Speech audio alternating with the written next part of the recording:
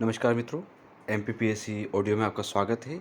आज हम MPPSC mains के पाठ्यक्रम में पेपर फर्स्ट का पार्ट जो बी है आपका, इसके अंतर्गत यूनिट जो सेकंड है भारत का भूगोल, इसके महत्वपूर्ण 5 मार्कर प्रश्नों को देखेंगे। पहला प्रश्न है, छोटा नागपुर के पठार का खनिज संसाधन की दृष्टि से वर्णन कीजिए। तो इसका उत्तर हमें 5 मार्क्स में लिखना है। छोटा नागपुर के पठार को भारत की शिल्पशाला कहा जाता है क्योंकि शिल्पशाला के लिए बिजली, कोयला और लोहा अत्यावश्यक वस्तुएं हैं। छोटा नागपुर के पठार में जो खनिज विद्यमान है, कोयला है, भारत के कुल भंडार का 65%, लौह अयस्क है, अभ्रक है, क्रोमियम, मैग्नीज, तांबा इत्यादि है। खनिज के भंडार की दृष्टि से छोटा नागपुर बड़ा समृद्धशाली क्षेत्र है। इस प्रकार हम 5 मार्कर प्रश्नों को लिख सकते हैं। दूसरा प्रश्न है, महान हिमालय पर संक्षिप्त टिप्पणी कीजिए। इसका उत्तर रहेगा, हिमाद्री अथवा महान हिमालय हिमालय की सर्वोच्च पर्वतश्रेणी है जो ट्रांस हिमालय और मध्य हिमालय के मध्य स्थित है। विश्व की सर्वोच्च पर्वत चोटियाँ इसमें विद्यमान है। इस श्रेणी में माउंट एवरेस्ट, जिसकी ऊंचाई 8,850 मीटर है, कैलाश पर्वत श्रृंखला भी इसी महान हिमालय में स्थित है। अगला 5 मार्कर प्रश्न है, गोदावरी नदी को दक्षिण की गंगा क्यों कहा जाता है। इसका उत्तर लिखेंगे, गोदावरी प्रायद्वीप भारत की सबसे बड़ी नदी है। इसकी कुल लंबाई 1465 किलोमीटर है। दक्षिण गंगा कहने के कारण है, दो बड़े साम्राज्य महाराष्ट्र और आंध्र प्रदेश तेलंगाना का पोषण किया है। गोदावरी के अति दीर्घ प्रवाह के किनारे सृष्टि सौंदर्य की विविधता और विपुलता दक्षिण के उन्नत प्रदेश को तर करके धन धान्य किया है, इसलिए गोदावरी को दक्षिण की गंगा कहा जाता है। अगला प्रश्न है, उत्तर भारत एवं दक्षिण भारत की नदियों में अंतर बताइए। उत्तर भारत की नदियों में कुछ महत्वपूर्ण फैक्ट लिखेंगे। पूर्ववर्ती अफवाह प्रणाली और उत्तर भारत की नदियाँ बारहमासी होती है। यह डेल्टा का निर्माण करती है, लंबी दूरी तय करती है और इनका जो बेसिन होता है वह विस्तृत होता है। ये उत्तर भारत की नदियों की विशेषता है। दक्षिण भारत की नदियों की विशेषता है, अनुवर्ती अफवाह प्रणाली को अपनाती है। दक्षिण भारत की नदियाँ मौसमी होती है, यह एस्चुरी का निर्माण करती है।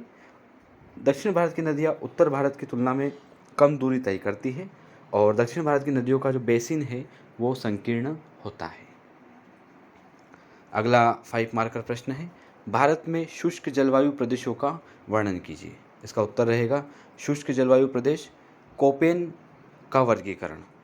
इसमें पहला है अर्ध शुष्क स्टेपितुल्य जलवायु। भारत के रेतीली मैदान से संलग्न अर्धचंद्राकार आकृति का वह क्षेत्र जिसमें पंजाब, हरियाणा, दिल्ली, पूर्वी उत्तर प्रदेश, पूर्वी राजस्थान, उत्तर प्रदेश, उत्तरी गुजरात, उत्तर पूर्वी मध्य प्रदेश, महाराष्ट्र का विदर्भ और तेलंगाना अर्ध शुष्क स्टेपितुल्य जलवायु में आता है। दूसरा शुष्क जलवायु प्रदेश में है उष्ण मरुस्थली जलवायु प्रदेश। यह पश्चिमी राजस्थान का थार का मरुस्थल इसके अंतर्गत आता है।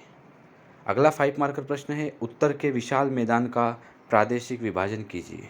इसका उत्तर रहेगा, उच्चावच एवं भौतिक लक्षणों के आधार पर उत्तर के विशाल मैदान को 5 भागों में बांटा गया है। पहला है भाबर प्रदेश, शिवालिक के गिरिपथ प्रदेश में सिंध से तीस्ता नदी तक। दूसरा है तराई, भाबर प्रदेश के दक्षिण का दलदली क्षेत्र होता है। तीसरा है बांगर, उत्तरी मैदान की उच्च भूमि जो पुरानी जलोढ़ से निर्मित है। खादर नवीन जलोढ़ से निर्मित है।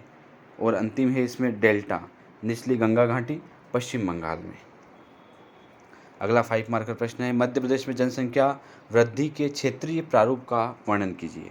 मध्य प्रदेश की जनसंख्या वृद्धि दर 2.7, जबकि देश की जनसंख्या वृद्धि दर 2.2 है। क्षेत्रीय प्रारूप, प्रदेश में शहरों की अपेक्षा गांवों में जनसंख्या वृद्धि दर ज़्यादा है। ग्रामीण क्षेत्रों की जनसंख्या वृद्धि दर 3%, जबकि शहरी क्षेत्र में 2.1% है। मध्य प्रदेश में जनसंख्या वृद्धि के कारण क्या है, तो कम साक्षरता है, परिवार नियोजन के प्रति अरुचि है, बच्चों के जन्म में कम अंतराल है।